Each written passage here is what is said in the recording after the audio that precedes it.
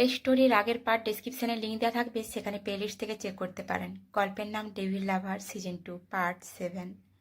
সকাল 9টার দিকে আরিয়ানের ফোনের রিংটোনে ঘুম ভাঙে। হয়তো কেউ তাকে কল করছিল। আরিয়ান চোখ খুলে দেখে একটা সুন্দরী মেয়ে তার বুকে ঘুমোচ্ছে। তার ছোট্ট মুখে তখনও ক্লান্ত ছিল। আরিয়ান তাকে তার বাহু থেকে সরিয়ে বিছানায় সুন্দরভাবে শুইয়ে দেয় এবং তার রিং হওয়া ফোনের দিকে তাকায়। কিন্তু কলে সেই নামটি দেখতেই তার চোখ হঠাৎ বরফের মতো ঠান্ডা হয়ে যায়। তারপর এক মুহূর্ত ইরার দিকে তাকিয়ে রুম থেকে বেরিয়ে যায়। সে সরাসরি তার স্টাডি রুমে যায় এবং কলটি ধরে। ফোন ধরতেই ওপাশ থেকে একটা জোরে কর্কশ কণ্ঠ শোনা গেল। খুব কর্কশ গলায় আরিয়ানকে বলল, তুমি সবসময় আমার ফোন এত দেরি করে কেন রিসিভ করো? আরিয়ান কোনো আবেগ ছাড়াই উত্তর দেয়, দাদা, আপনি তখনই ফোন করেন যখন আমি হয় ঘুমাচ্ছি বা অন্য কিছুতে ব্যস্ত আছি। এই বলে আরিয়ান চুপ হয়ে যায়। আর তার কথায় চিন্তামণি রানা ক্ষিপ্ত হয়ে বলল, আমার সাথে ঝগড়া করা বন্ধ করো আর আমি যা বলছি তা মনোযোগ দিয়ে শোনো। আরিয়ানের হাত ফোনে শক্ত হয় এবং তার চোখ শক্ত হয়ে যায়, কারণ সে জানত চিন্তামণি রানা অবশ্যই এমন কিছু বলবে যা সে সহ্য করবে না। সেখান থেকে চিন্তামণি রানা বললেন, যেটা জোর করে তোমার কাছে রেখেছ তা নিয়ে সোজা জয়পুরে চলে আসো, আর এটাই আমার আদেশ। তার কথায় হুমকি এবং আদেশ দুটোই আছে বলে মনে হলো। আরিয়ান জানত যে আয়ান রানা জয়পুরে গিয়ে এই রকমই কিছু করতে চলেছে। আরিয়ান সরাসরি প্রত্যাখ্যান করে এবং কোনো আবেগ ছাড়াই বলে, একদম না, আমি তাকে সেখানে আনব না। তখন চিন্তামণি রানা খিলখিল করে হেসে রাগান্বিত গলায় বলল, ভয় পাচ্ছ কেন?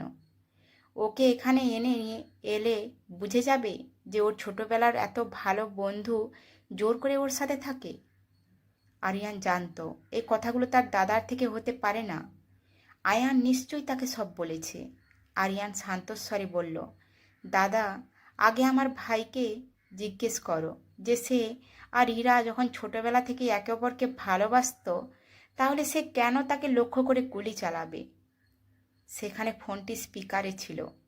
চিন্তামণি রানার সাথে আয়ান, কামিনী আর রণবিজয় তিনজনই বসে বসে শুনছিল আরিয়ানের কথা।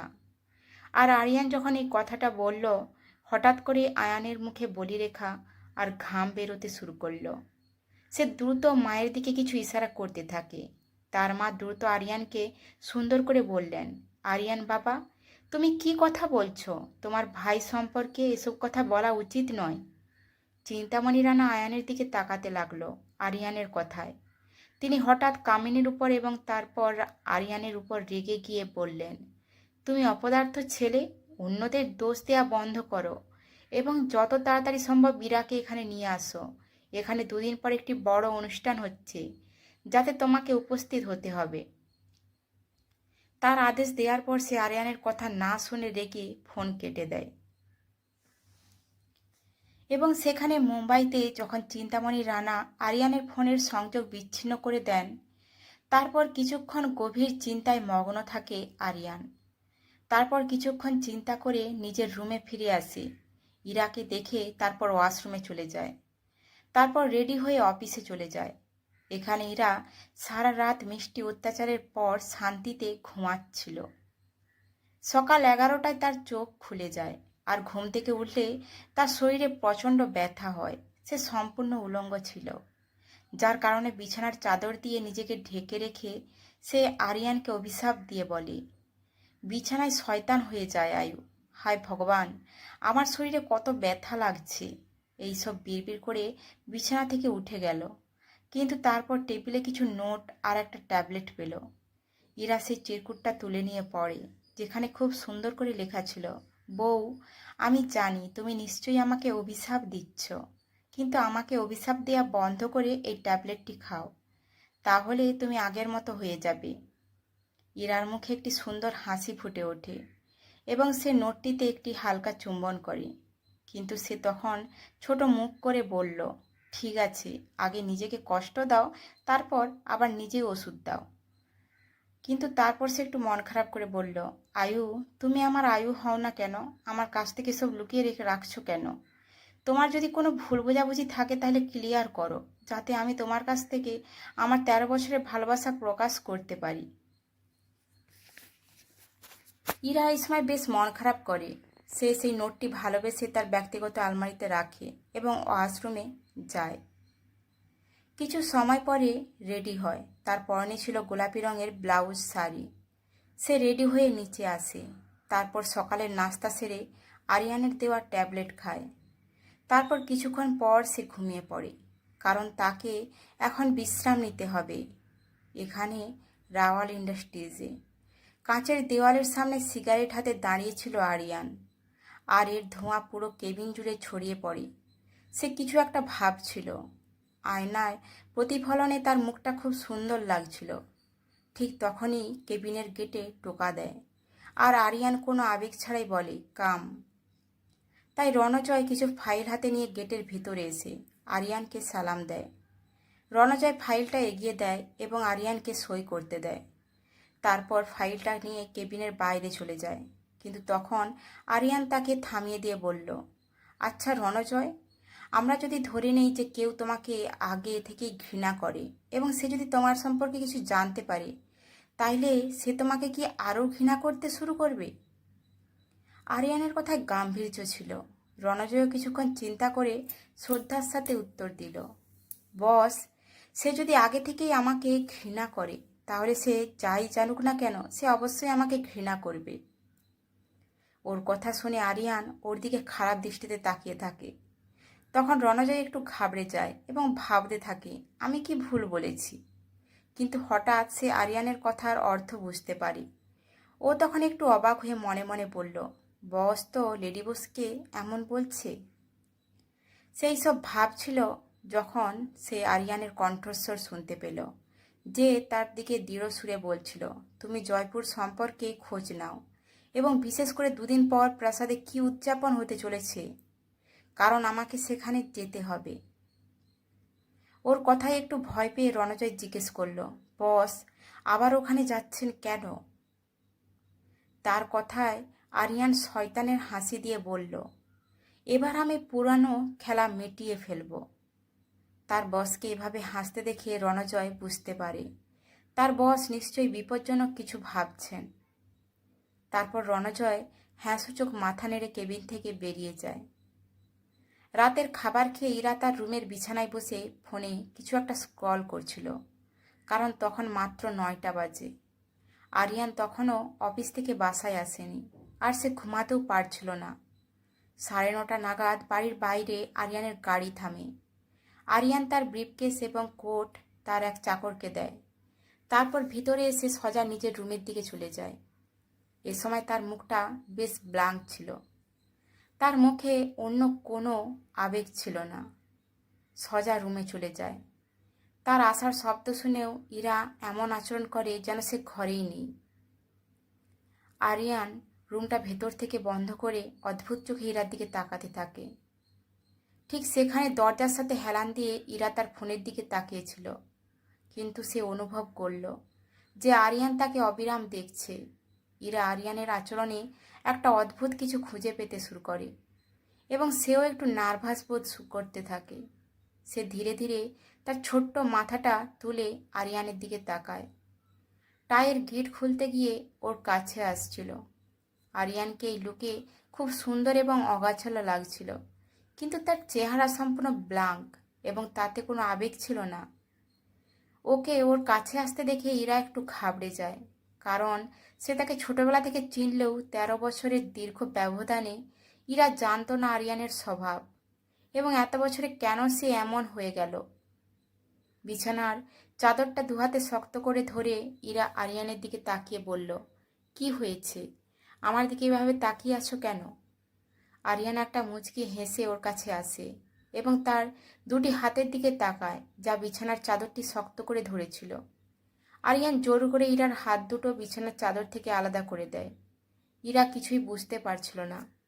আরিয়ান এক হাতে ওর দুটো হাত ধরে অন্য হাত দিয়ে ওর ফোনটা বের করে জোর করে ইরাকে দেখাতে থাকে। এটা কিছুর ভিডিও ছিল। ইরা সেই ভিডিও দেখে তার চোখ থেকে অশ্রু ঝরতে থাকে।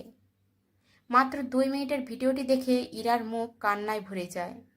এরপর আরিয়ান ফোনটা বিছানায় রেখে ইরার মুখ নিজের দিকে তুলে তার চোখের দিকে তাকাতে বাধ্য করে এবং ভয়ানক কণ্ঠে বলল, বউ দেখেছ এই গ্যাংস্টার আরিয়ান রাওয়াল কি করতে পারে? তাই এখন আমি যা বলছি তা মনোযোগ দিয়ে শুনো। এই বলে সে তার হাত দিয়ে তার মুখ থেকে চোখের জল মুছে দেয়। তারপর তাকে বুকের কাছে জড়িয়ে ধরে চুলে আদর করে ব্ল্যাকমেলিং স্বরে তাকে বলল, হ্যাঁ বলছিলাম আমরা দুদিন পর জয়পুর যাচ্ছি। জয়পুরের নাম শুনে ইরা, যে তখনও কোলে কাঁদছিল, অবাক চোখে তার দিকে তাকাতে শুরু করে। আরিয়ান ওর চোখের দিকে তাকিয়ে ওর গালে হাত রেখে কোনো আবেগ ছাড়াই বলল, আমি জানি তোমার মনে অনেক কিছু চলছে, তাই আজ আমাকে তোমার সামনে কিছু পরিষ্কার করতে দাও, যাতে তুমি আমাকে ছেড়ে অন্য কারো কাছে যেতে না পারো। ইরা খুব মনোযোগ দিয়ে তার কথা শুনছিল। সে তখনও জানতো না যে সে এতদিন তার মুখে থেকে যেটা শুনতে চায় সেটা আরিয়ান আজ ওকে এভাবে কাঁদিয়ে বলবে। আরিয়ান ওর কাছে এসে ওর কোমল ঠোঁটে আঙুল দিয়ে আদর করে ওর চোখের দিকে তাকিয়ে শান্ত গলায় বলল, তুমি আমাকে আগে থেকেই চেনো, আর সেটাও ছোটবেলা থেকেই। ইরার হৃদয় হঠাৎ দৌড় শুরু করে। আয়ু এই মুহূর্তে তাকে কি বলছে তা সে তার কানকে বিশ্বাস করতে পারছিল না। আরিয়ান কথা বলতে থাকলো, কিন্তু এখন ওর থেকে সরে গিয়ে ওর দিকে মুখ ফিরিয়ে কোনো আবেগ ছাড়াই বলল, আমি তোমার সেই ছোটবেলার বন্ধু যাকে তুমি খারস আর আকরু বলে ডাকতে। পরে যখন তার কথোপকথন বাধাগ্রস্ত করে ইরা কাঁদতে কাঁদতে বলল, এবং পরে যখন আমাদের দুজনের বন্ধু হয়েছিলাম আমি তোমাকে আয়ু বলে ডাকতে শুরু করি। আরিয়ান তার কথা শুনে এবং আবেগ আড়াল করতে চোখ বন্ধ করে আর একটা দীর্ঘ নিঃশ্বাস নিয়ে নিজেকে সামলে নিয়ে শুকনো কণ্ঠে বললেন, হ্যাঁ আমি আয়ু ছিলাম, কিন্তু শৈশবে, আর সেই ছেলেটা অনেক আগেই মারা গেছে। আর এখন তোমার সামনে দাঁড়িয়ে আছে একমাত্র আরিয়ান রাওয়াল, একজন গ্যাংস্টার। এই সময়ে ইরার অবস্থা এমন ছিল যে এই সত্য শোনার পর সেও তার মুখে খুশি বা দুঃখ ছিল না, কারণ তার মনে হয়েছিল যেদিন থেকে আরিয়ান তাকে এই কথা বলবে সেদিন থেকে সে তার আয়ুই থাকবে, আরিয়ান রাওয়াল নয়। তার কথা শুনে ইরার চোখ থেকে জল গড়িয়ে পড়ল। সে কাঁদতে কাঁদতে তাকে বলল, অর্থাৎ তুমি যখন জানতে যে আমি ইরা, তখন কেন তুমি আমার সাথে এসব করলে বলো?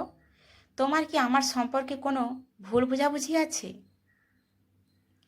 ওর কথা শুনে আরিয়ান হঠাৎ ওর চোয়াল শক্ত করে চেপে ধরে ঠান্ডা গলায় বলল, তোমার সম্পর্কে আমার কোনো ভুল বোঝাবুঝি নেই, আর তোমাকে আমার দরকার ছিল বলেই এই সব করেছি।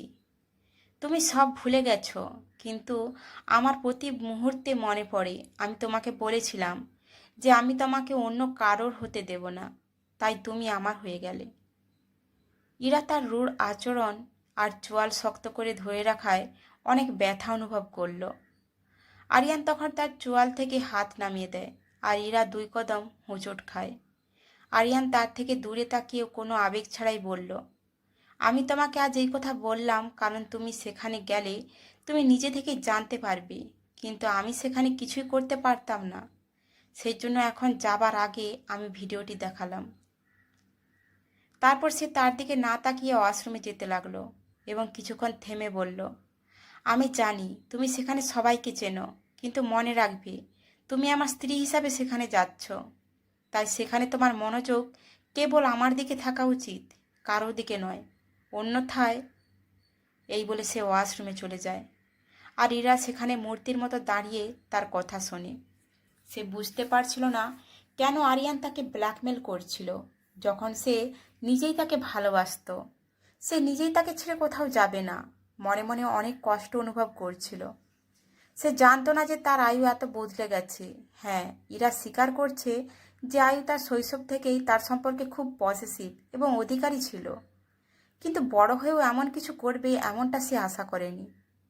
তার মনে হয়েছিল যে সে যদি 13 বছর পিছিয়ে যেতে পারে তবে সে প্রথমে সেই জিনিসটি খুঁজে বার করবে যার কারণে সে এমন হয়েছে এবং তাকে তার সাথে রাখার জন্য তাকে ব্ল্যাকমেল করছে। ইরা খুব বিভ্রান্ত ছিল। ওদিকে আরিয়ান শাওয়ার চালু করে নিজের উপর ঠান্ডা জল অনুভব করতে ব্যস্ত ছিল। আজ তার উদ্দেশ্য ছিল ইরাকে সত্যিটা বলা, যাতে সে জয়পুরে গেলে ইরা আর সবার সাথে তাকে ছেড়ে না যায়। সেই কারণেই সে এই সত্যটি বলেছিল এবং ইরাকে তার বন্ধু এবং তার ভাই সম্পর্কে ব্ল্যাকমেল করেছিল। কারণ আরিয়ান জানতো ওখানে গেলেই ইরা ওর সম্পর্কে সব জেনে যাবে এবং তিনি নিজেই তাকে এটি বলতে চেয়েছিলেন, যাতে সে যখন ইরাকে সেখানে নিয়ে যাবে তখন তার কাছেও এমন একজন থাকে যে তার সাথে অপরিচিতদের মধ্যে সেখানে তার নিজের হয়ে কেউ দাঁড়াবে, এমনকি তাতে ইরাকে জোর করে বা ব্ল্যাকমেল করতে হলেও। এখানে ইরা বিছানায় শুয়ে কাঁদছে। এটা এতই অদ্ভুত ছিল যে দুজনেই একে অপরকে ছেড়ে যেতে চাইছিল না। দুজনেই একে অপরের সাথে সারা জীবন থাকতে চেয়েছিল, কিন্তু একজন ভুল বোঝাবুঝির মধ্যে ছিল এবং অন্যজন সেই ভুল বোঝাবুঝি সম্পর্কেই অবগত ছিল না। আর সেই ভুল বোঝাবুঝি আজকের নয়, 13 বছর আগের ছিল। কিছুক্ষণ পর ওয়াশরুম থেকে বেরিয়ে আসে আরিয়ান। তার কোমরে একটি কালো রঙের তোয়ালে জড়িয়েছিল। তার চুল ভেজা ছিল আর এই লুকে তাকে বেশ হট আর বোল্ড দেখাচ্ছিল। সে ইরার দিকে তাকায়, যে তখনও বিছানায় কাঁদছিল। আরিয়ান কোনো দ্বিধা ছাড়াই সোজা বিছানার দিকে চলে যায় এবং ও ইরার কোমর ধরে জোর করে কোলে বসিয়ে দেয়। ইরার যে কাঁদছিল, আরিয়ানের এই কাজ দেখে সে হতবাক এবং প্রশ্নবিদ্ধ চোখে তার দিকে তাকিয়ে বলল, আয়ু এই। সে কিছু বলতে পারার আগেই আরিয়ান এলোমেলোভাবে তার ঠোঁটে ঠোঁট রেখে তাকে অস্থিরভাবে কিস করতে শুরু করে। ইরা আরিয়ানের হঠাৎ এমন করায় অবাক হয়ে যায়, কিন্তু আরিয়ানের কিস থেকে সে অনুভব করেছিল যে আরিয়ান বেশ হতাশ হয়ে পড়েছে। ইরাও খুব চিন্তিত ছিল এবং তারও আয়ুর দরকার ছিল। সে জানতো না কিভাবে কিস করতে হয়, কিন্তু তার হাত চলে গেছে আরিয়ানের চুলে। সে চোখ বন্ধ করল। দুজনেই একে অপরকে চুমু খাচ্ছিল। আরিয়ানের অস্থিরতা দূর করার একটাই জিনিস ছিল, আর সেটা হলো তার প্রিন্সেস। সেই ঘরের তাপমাত্রা অনেক গরম হয়ে গিয়েছিল, আর সেই শান্ত ঘরে দুজনেই একে অপরকে চুমু খেতে খেতে নিঃশ্বাস নিচ্ছিল। আরিয়ানের হাত ইরার নাইট ড্রেসের জিপ খুলতে ব্যস্ত এবং তারপর আরিয়ান তার কোলে বসা ইরাকে চুম্বন করার সময় তার পোশাকটি তার থেকে সরিয়ে দেয়। ইরা বুঝতে পারছে ওর সাথে এখন কি হতে যাচ্ছে, কিন্তু সে আজ তাকে বাধা দিচ্ছিল না, কারণ আজ আরিয়ান তার আয়ু হয়ে এসব করছিল। আজ ইরা মনে মনে খুশি ছিল যে এখন সে তাকে আয়ু বলে ডাকতে পারে, আরিয়ান নয়। এই কারণেই ইরা আরিয়ানকে থামায় না, কারণ তারও তাকে দরকার ছিল। ইরা আর আরিয়ান একে অপরের আলিঙ্গনে হারিয়ে যাচ্ছিল, আর এক এক করে ইরার সব কাপড় মাটিতে পড়ে গেল এবং তারা দুজনেই তাদের সমস্ত কষ্ট পেছনে ফেলে রেখে একে অপরের মধ্যে হারিয়ে গেল। আর এখন সেই ঘরে ইরার কান্না আর দীর্ঘশ্বাস প্রতিধ্বনিত হচ্ছিল। ইরা আর আরিয়ান সারা রাত একে অপরের সাথে এই কাজ করে, আর আজ সারা রাত ওই ঘরে ইরার মৃদুস্বর প্রতিধ্বনিত হতে থাকে। পরের দিন সকালে আরিয়ান সকাল 8টায় ঘুম থেকে ওঠে। তখন সে দেখে ইরা তার বুকে শুয়ে আছে। সে ঘুমাচ্ছিল। আরিয়ান ইরার ছোট্ট মুখের দিকে মনোযোগ দিয়ে দেখতে থাকে। তার চেহারা সব দিক থেকে নিখুঁত ছিল। কাল রাতে ইরার কথা মনে পড়তেই সে তার দিকে মনোযোগ দিয়ে তাকিয়ে থাকে। গতকাল রাতে তাদের মধ্যেই ঘনিষ্ঠতার অবসান ঘটলে তখন ইরা চোখে জল নিয়ে আরিয়ানকে বলল, আয়ু, আমি জানি না কেন তুমি আমাকে এটা করতে বাধ্য করলে। আমি লন্ডন থেকে আসার পর থেকে আজ অবধি তুমি আমাকে আরিয়ান হয়ে জোর করেছ, কিন্তু একটা কথা মনে রেখো, পরে আমাদের মধ্যে সব ঠিক হয়ে গেলেও প্রথমবার আমার সাথে তোমার যে জোরপূর্বক শারীরিক সম্পর্ক হয়েছিল তার জন্য আমি তোমাকে কখনো ক্ষমা করব না। আমি এটা করতে সক্ষম হব না। এই বলে ইরা ওর কাছ থেকে দূরে গিয়ে ঘুমিয়ে যায়, আর আরিয়ান তার কথা শুনতে থাকে। সে জানতো যে ইরার সাথে সে শুরু থেকে শেষ পর্যন্ত যা করেছে, যখন সে জানবে যে তার ছোটবেলার বন্ধু নিজেই করেছে, তখন সে তাকে ক্ষমা করবে না, আবার তাকে তার বন্ধু বলে ডাকবে না। হঠাৎ